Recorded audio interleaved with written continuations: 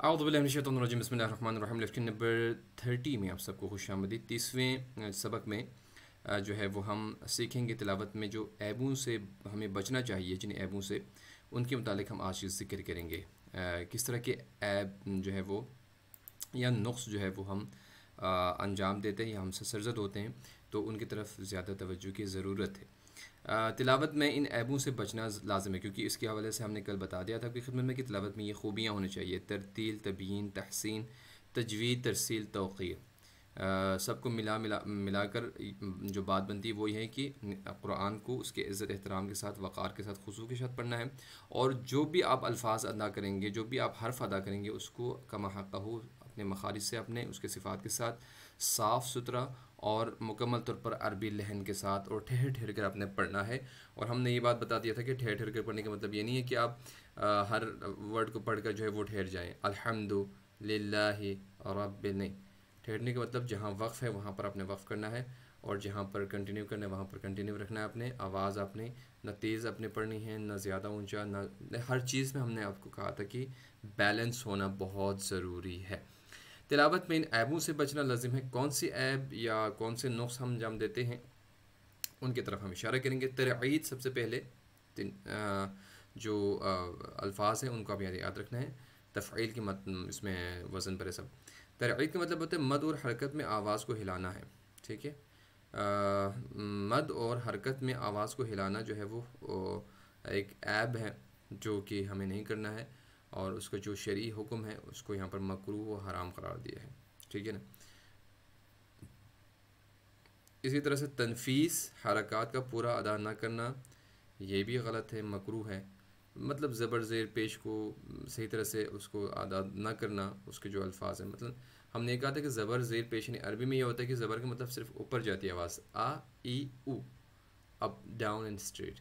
अब उर्दू में, इंग्लिश में, क्योंकि और भी जो इसके अल्फाज के हरूफ के जो है वो आप कह सकते हैं कि आवाज़ें हैं। मसलन ए की आवाज़ अरबी में नहीं है। मसलन अरबी में क्या है, आ है, लेकिन ए नहीं है, यानी तिरछी आवाज़, ठीक है। ओ नहीं है, ठीक है। या है ऊ है, या आ है, या ई है, ओ नहीं है। ए ओ सही है, ई, ये ऐसा ऐसे अल्फाज नहीं।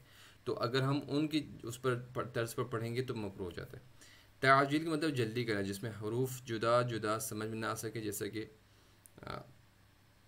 कुछ लोग कुछ नादानी में पढ़ते हैं, जल्दी कुरान पढ़ने के उसमें तरावी को जल्दी ख़त्म करने के चक्कर में जो क्या कर जाते हैं वो हराम कर जाते हैं, जल्दी जल्दी पढ़ते हैं हरूफ को करके। कुरान के आदाब के ख़िलाफ़ है ये वाक़िदा। उसमें मानी में चेंजिंग हो जाएंगे ना, जो है वो वक़्फ़ का वक़ूफ़ का ख्याल रखा जाता है, तो ये हराम हो जाता है। फिर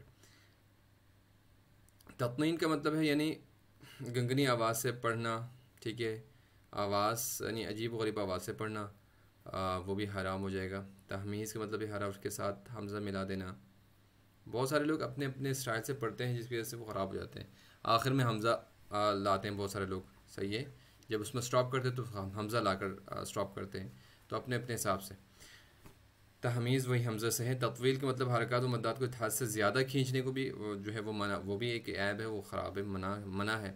हमहमा जो है वो मुख़फ़्फ़फ़ को मुशद्दद या मुशद्दद को मुख़फ़्फ़फ़ पढ़ना, ज़्यादा स्ट्रेस जगह जगह पर आसानी से पढ़ना, और जहाँ पर साकिन है उसको बहुत ज़्यादा शद्दत के साथ पढ़ना, वो।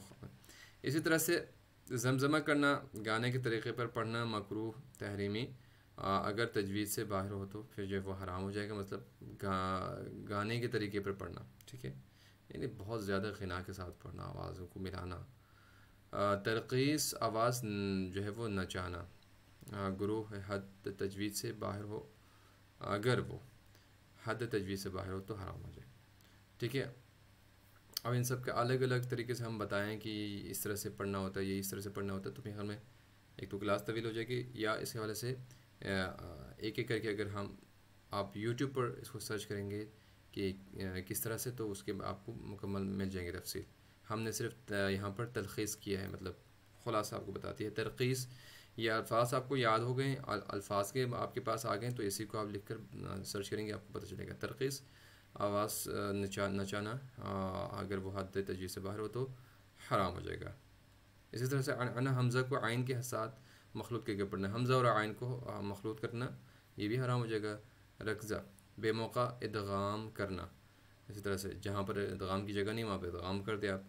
तमज़ीह का मतलब होता है हरफों को चबाना चबाना। तावीक़ कलमा के बीच में वक्फ़ करना और आगे से पढ़ना शुरू कर देना, ठीक है, बीच में वक्फ़ कर देना, या जहाँ वक्फ़ नहीं वहाँ पर वक्फ़ करके उससे आगे को मिलाए बगैर आगे कंटिन्यू करना, सही है। वज़बा का मतलब होता है हर्फ अव्वल को ना तमाम छोड़कर अगले हरूफ शुरू कर देना, ये भी शरई तौर पर जो है वो हराम हो जाता है। हराम का हुर्मत का इसलिए मसला आता है क्योंकि अल्फाज के मानी चेंज हो जाते हैं, जो जिन इन गलतियों की वजह से, इन ऐबों की वजह से अगर हम इन ऐबों को बजा लाते हैं तो इसकी वजह से अल्फाज के मानी चेंज हो जाते हैं। जब अल्फाज के मानी चेंज हो जाएंगे तो फिर पूरा जो है पैराग्राफ का मतलब चेंज हो जाता है, और जो अल्लाह कहना चाह रहे हैं वो नहीं होगा, उसमें हमने क्या कर दिया, मिलावट कर दिया, तो भी हराम हो जाता है। ठीक हो गया जी। तो आज के लिए इतना ही काफ़ी है। कल हम आखिरी लेक्चर हम इंशाल्लाह करने वाले हैं, जिसमें हम आपको रुमूज़ अफ़क़ाफ़ के बारे में बताएंगे कि कौन से वक़्त के जो निशानियाँ हैं तो उनमें से कहाँ कहाँ हमने ठहरना है, कहाँ नहीं ठहरना, उनकी की क्या अहकामात है तजवीद के हवाले से। आखिरी लेक्चर के जो है वो सिलसिले में इंशाल्लाह हम वो करेंगे, और फिर कुरान की तरफ हम जाएंगे, और कुरान का हम ऑलरेडी कर भी रहे हैं। तो रमज़ान ख़त्म हो गया, आज ईद का दूसरा दिन है, आपकी खिदमत में ये लेक्चर मैं तैयार कर रहा हूँ। अगर आपको अच्छी लगी हो तो सब्सक्राइब कीजिएगा, शेयर कीजिएगा और बेल के आइकन को दबाइएगा ताकि आने वाली वीडियो आपके पास बर वक्त पहुँच सके। अल्लाह हाफ़िज़।